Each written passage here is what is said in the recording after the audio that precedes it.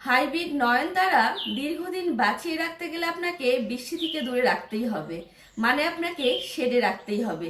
বেশি বৃষ্টিতে হাইব্রিড নয়নতারা মরে যায়, আপনারা সবাই জানেন। আর নয়নতারা গাছ যখন অতিরিক্ত ঝোপালো হয়ে যায়, আমি তখন কি করি জানেন? এইভাবে ভিতর থেকে কিছু পাতা এবং নিচ থেকে কিছু পাতা এভাবে ছিঁড়ে ফেলি, কারণ আমার বাড়িতে অতিরিক্ত মাকড় আছে। আর গাছটা যখন বেশি ঘন হয়ে যায় তখন ভিতরে ভিতরে মাকড় আক্রমণ করে। আর আমি নয়নতারা গাছে তেমন কোনো পেস্টিসাইড ইউজ করি না, তারপরেও দেখেন আমার গাছগুলো কত সুন্দর। আমি এখানে অনেকগুলো পাতা ছড়িয়ে ফেলেছি।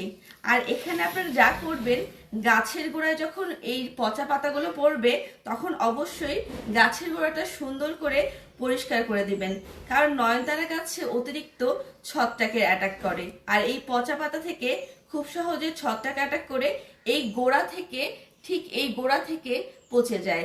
তাই নয়নতারা গাছ যদি আপনারা করতে চান, খুব সহজে করতে পারবেন।